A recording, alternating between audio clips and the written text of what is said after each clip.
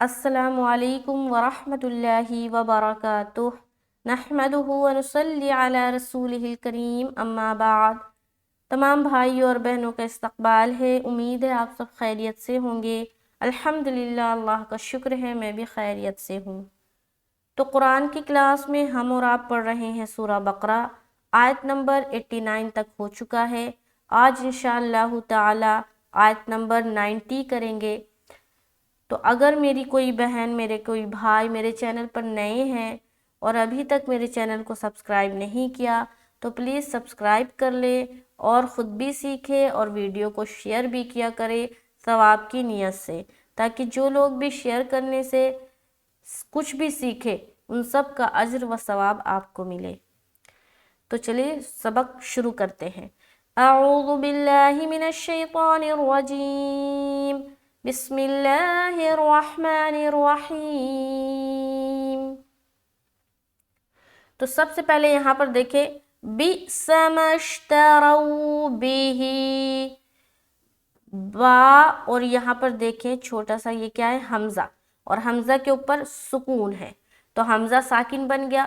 میں نے بتایا تھا نا کہ جس لیٹر کے اوپر بھی سکون آ جائے وہ ساکن بن جاتا ہے، ٹھیک ہے۔ جیسے کہ نون کے اوپر سکون آ جائے یعنی کہ جزم آ جائے تو نون ساکین ہو گیا، یا کے اوپر جزم آ جائے تو یا ساکین ہو گیا۔ اسی طریقے سے حمزہ کے اوپر سکون آ گیا تو حمزہ ساکین ہو گیا۔ اب جہاں پر بھی حمزہ ساکین دیکھیں وہاں پر جھٹکا دینا ہے۔ کس طریقے سے؟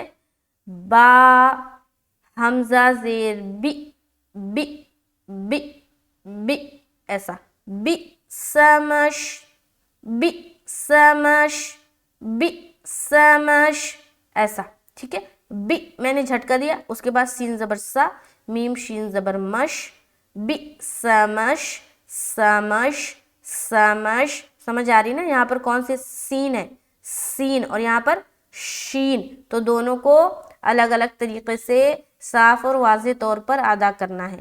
بی سمش، ایسا۔ آگے ترو، تا زبر تا، را واو زبر رو، تو یہاں پر دیکھیں گے یہاں پر واو ساکین ہے، جزم والی واو اور اس سے پہلے زبر ہے۔ واو ساکین سے پہلے زبر آ جائے تو واو لین کا قاعدہ بنتا ہے، لہٰذا واو لین کو نرمی کے ساتھ جلد ادا کرنے کا حکم ہے۔ تو یہاں پر ہم پڑھیں گے ترو، ترو، کوئی پڑھ دے ترو، غلط ہو جائے گا، کھینچنا بالکل نہیں ہے، ٹھیک ہے۔ تو واو ساکن سے پہلے زبر آ گیا تو یہ ہو گیا واو لین، ٹھیک ہے۔ اب واو ساکن کسے کہتے ہیں؟ جس واو کے اوپر سکون آ گیا وہ واو ساکن ہے۔ یہ جو سمبل آپ دیکھ رہے ہیں نا، یہ جو دال کی طرح سے بنا ہو نا، یہ چھوٹا سا، یہ دال کی طرح، اسے کہتے ہیں کیا؟ سکون۔ اسے کیا کہتے ہیں؟ سکون۔ اور یہ جس لیٹر کے اوپر آ جائے اس کو ساکن بنا دیتی ہے۔ جیسے فور ایگزامپل یہاں پر یہ جو سکون ہے واو کے اوپر آ گیا تو اب کیا بولیں گے اس کو؟ واو ساکین۔ اسی طریقے سے یہاں پر میم کے اوپر آ گیا تو میم ساکین۔ اسی طریقے سے یہاں پر نون کے اوپر آ گیا تو نون ساکین۔ تو سمجھ آ رہی نا؟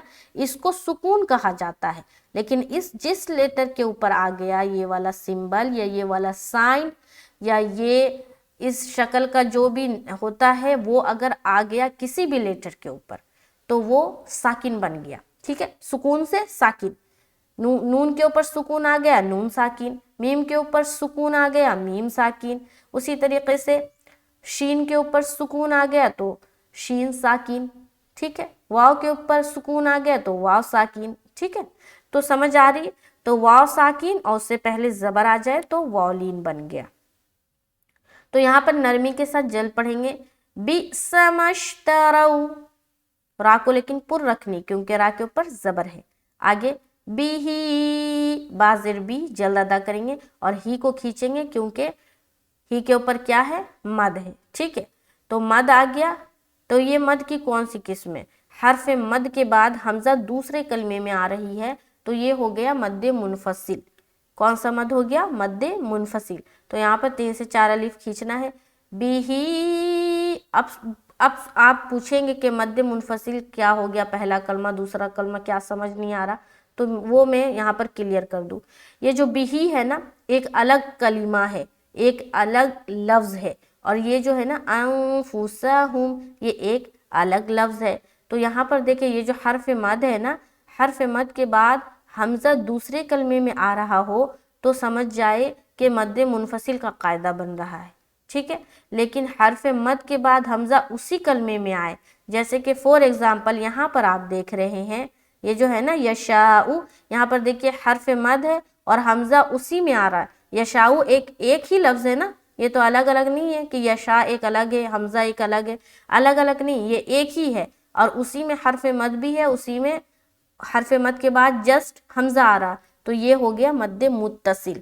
لیکن یہاں پر حرف مد کے بعد حمزہ دوسرے کلمے کا ہے، دوسرے لفظ کا ہے، تو یہ ہو گیا مد منفصل.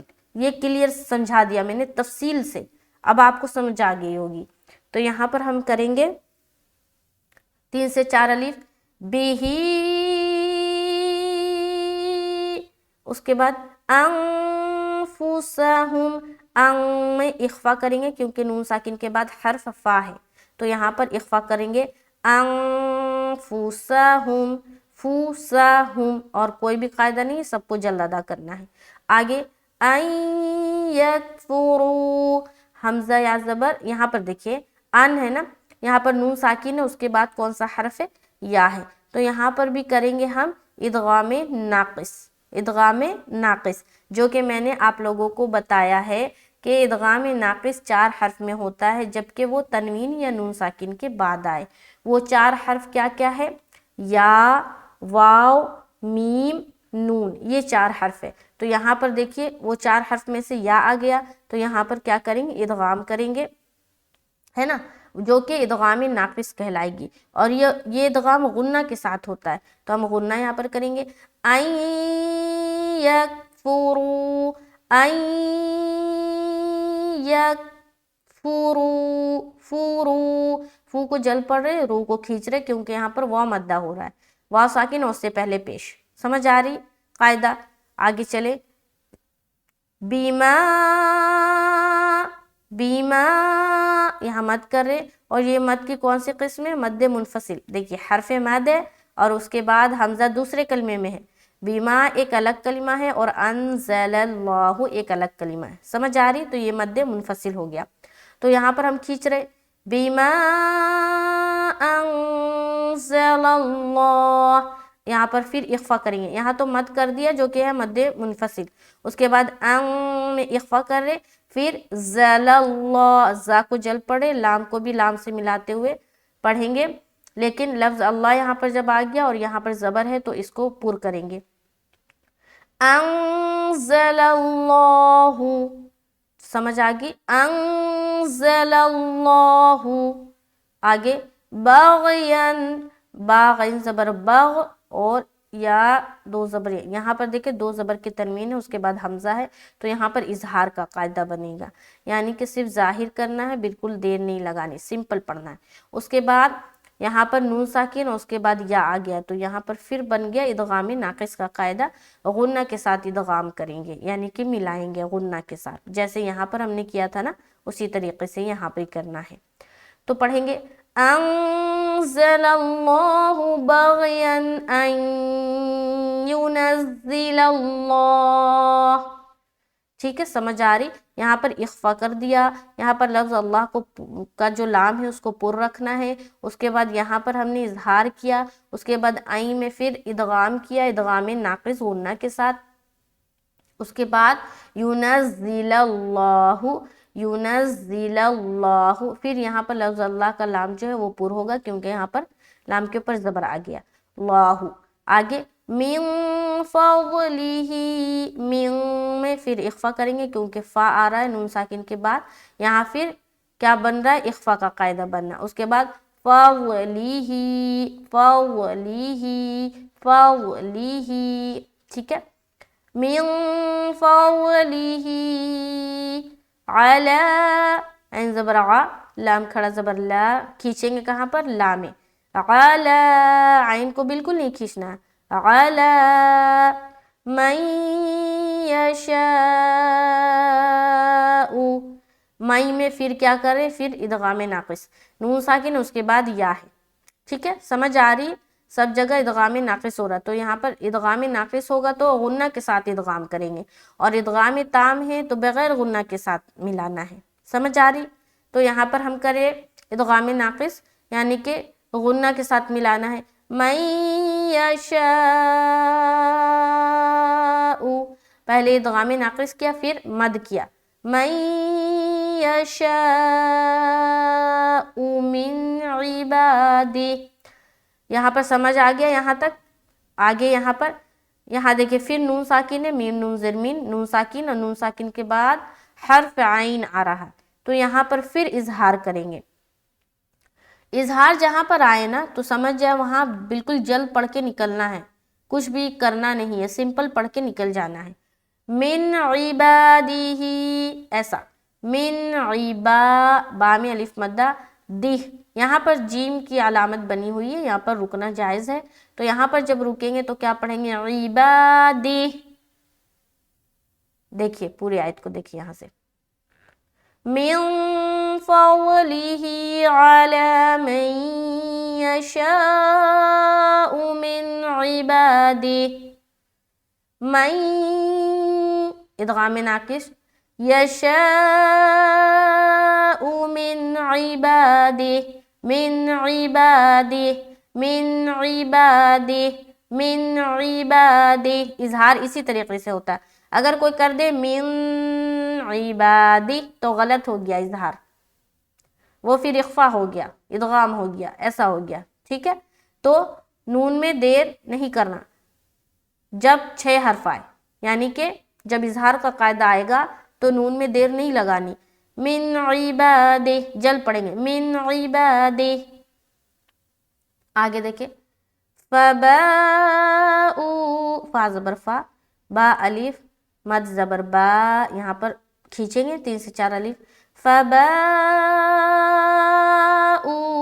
میں پھر واو مدہ کر رہے، پھر آگے بغضب علی غضب، با زیر بی، غین زبر غا، ضاد زبر ضا، اور یہاں پر با کے نیچے دیکھیں 2 زیر کی تنوین ہے اور آگے آنے والا حرف عین ہے، تو یہاں پر پھر اظہار کا قاعدہ، لہٰذا سمپل سے پڑھ کے نکل جانا ہے۔ اس کے بعد عین زبر آ، جل پڑھیں گے، لام کھڑا زبر لا، یہاں پر 1 الف کے برابر کھینچنا ہے یہاں تک، اس کے بعد غین زبر غا اور ضاد زبر ضا اور با 2 زیر بن، لیکن یہاں پر جب اسٹاپ کریں گے تو با کے اوپر کیا لائیں گے ہم؟ سکون، یعنی کہ جزم لائیں گے، یہاں تک دیکھیں، فباؤ بغضب علی غضب، علی غضب، یہاں پر جب با کے اوپر سکون آ جائے گا تو پھر یہاں پر ہمیں قلقلہ کرنا ہے، غضب، ٹھیک ہے؟ غضب، غضب، ایسا،